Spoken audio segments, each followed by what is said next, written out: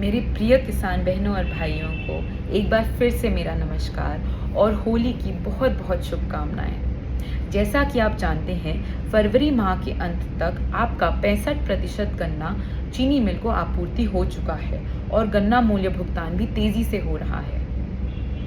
अब आने वाले 2 माह में आपके पास बिल्कुल समय नहीं है, क्योंकि आपको बाकी गन्ना भी आपूर्ति करना है और साथ ही साथ गन्ना में विकास के सारे कार्य भी पूरे करने हैं।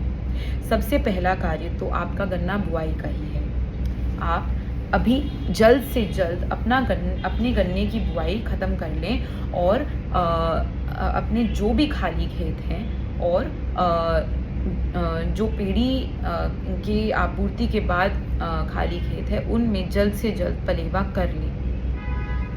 गर्मी की स्थिति में आपके खेत 4 ही दिन में तैयार हो जाएंगे। फिर आप इसमें अच्छे 3-4 फुट की दूरी पर गहरे कोण निकालें और इसमें 60 क्विंटल प्रति हेक्टेयर की दर से गन्ना बीज को 2 आंखों के टुकड़े में करके आप बुआई करें। उर्वरकों की मात्रा भी संतुलित ज़रूर डालें और अपने मिट्टी में ज़रूर कीड़ों को नियंत्रण करने के लिए कोई ना कोई दवा ज़रूर डालें। सिर्फ बीज के उपचार में नहीं, पर आपको मिट्टी में भी कीड़े के लिए दवा डालनी ज़रूर है, क्योंकि जो मौसम अभी चल रहा है ये कीड़े को बढ़ने के लिए बहुत अनुकूल है। तो आपको कूड़ में क्लोरोपाइरीफॉस या फिर इमीडा या फिर टोलस्टार ऑप्ट्रा, जो भी कोई ना कोई कीटनाशक दवा ज़रूर डालनी है। इसके अलावा आपको अपने गन्ने में 7 से 8 बार मई माह के अंत तक सिंचाई करनी है। इस बार मौसम विभाग ने गर्मी होने की संभावना अधिक बताई है, इसलिए हमें सिंचाई का कार्य तो करना ही करना है। आप मई माह के अंत तक 7-8 बार सिंचाई ज़रूर करें और 3 बार यूरिया का प्रयोग इसमें कर लें। इसी प्रकार पेड़ी की पैदावार को बढ़ाने के लिए आपको आरएमडी व ट्रैश मल्चर अपनी पेड़ी फसल पे ज़रूर चलानी है और यूरिया के 3 प्रयोग आपको अपनी पेड़ी फसल में भी करनी है, और ये भी मई माह के अंदर।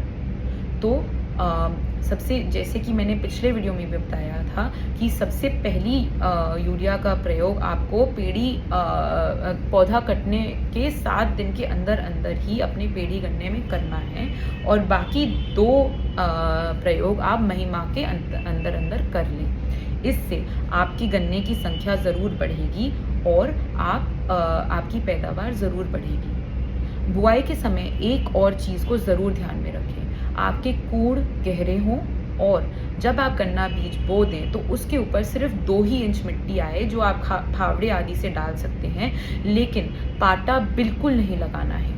इससे आपका जमाव भी अच्छा रहेगा और आपका भुटाव भी अच्छा रहेगा, और इससे जब आपकी गन्ने की संख्या बढ़ेगी तो आपकी पैदावार निश्चित रूप से बढ़ेगी और आपको इसका लाभ मिलेगा। अब जैसा कि मैंने पहले भी बताया था कि को-0238 गन्ना बिल्कुल भी नहीं बोना है, क्योंकि इसमें लाल सड़न का प्रकोप बढ़ता जा रहा है। आप अपने गन्ना विभाग के संपर्क में रहें और वे जो प्रजाति आपको बोने को कहें आप वो प्रजाति ज़रूर बोएं, और इससे आपको निश्चित रूप से लाभ होगा। आपकी पैदावार अगर बढ़ेगी तभी चीनी मिल को गन्ना मिलेगा। तो हम आपको कभी भी ऐसी कोई सलाह नहीं देंगे जिससे आपकी पैदावार कम हो।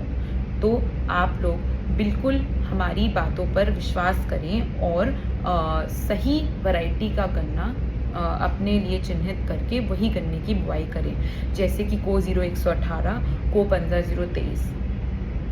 ये आज के दिन में सबसे अच्छी वैरायटी है, जो कि आपको बुआई करनी है ऊपर वाली ज़मीन पर, अपने अपलैंड की ज़मीन पर, जहाँ पे जल भराव 15-20 दिन से कम ही हो। बाकी निचली ज़मीन के लिए दूसरी वैरायटियाँ हैं, जो आप अपने कर्मचारियों से संपर्क में रहकर आप पा सकते हैं। तो आप जो भी वैरायटी चिन्हित करें, आप सोच समझ के कर्मचारियों से बात करके ही चिन्हित करें। अब इसके अलावा मुझे आपको एक और जानकारी देनी आवश्यक है, वो है कि टॉप बोरर यानी कि चोटी बेधक कीट का पहली पीढ़ी का प्रकोप प्रारंभ हो चुका है। आपको टॉप बोरर की पहली पीढ़ी की तितलियां दिखनी शुरू हो गई होंगी और अगले 1 हफ्ते में तो बहुत ज़्यादा दिखने लगेंगी। टॉप बोरर की 5 पीढ़ी होती है और जैसे ही पीढ़ियां बढ़ती हैं उसका नियंत्रण करना और मुश्किल होता जाता है। तो मेरी तो सलाह यही है कि आप इसको पहली ही पीढ़ी में ख़त्म कर लें। आपको हमारे कर्मचारियों से संपर्क में रहना होगा और वे जिस तरीके से आपको बताएं आप इस कीट का नियंत्रण करें। अगर आपने पहली पीढ़ी में इसको समाप्त कर लिया तो आपका खर्चा भी कम होगा और आपका नुकसान भी नहीं होगा। तो मेरी आपसे दरख्वास्त है कि अपने खेत पे पहुँचें और अगर आपको चोटी बेधक की तितली दिखे और या फिर चोटी बेधक के अंडे दिखें जो कि आपको पत्तियों के नीचे दिखेंगे, तो अगर ये आपको दिखे अपने खेत पे तो हमारे कर्मचारी से संपर्क करें, उनको बताएं और वे आपको निश्चित रूप से मदद करेंगे इसको अंत करने में। इससे आपका भारी नुकसान बच सकता है, तो इसको ज़रूर करें। जैसा कि मैंने पहले भी बताया था, इस बार गर्मी की संभावना ज़्यादा होने वाली है, तो आप लोग अगले 2 माह में ही अपने सारे गन्ना विकास के कार्य समाप्त कर लें, जैसे कि अत्यधिक गर्मी से आप बच सकें और आपकी पैदावार घटे ना। इन्हीं बातों से मैं अपनी वाणी को समाप्ति देती हूँ। धन्यवाद और जल्द मिलते हैं।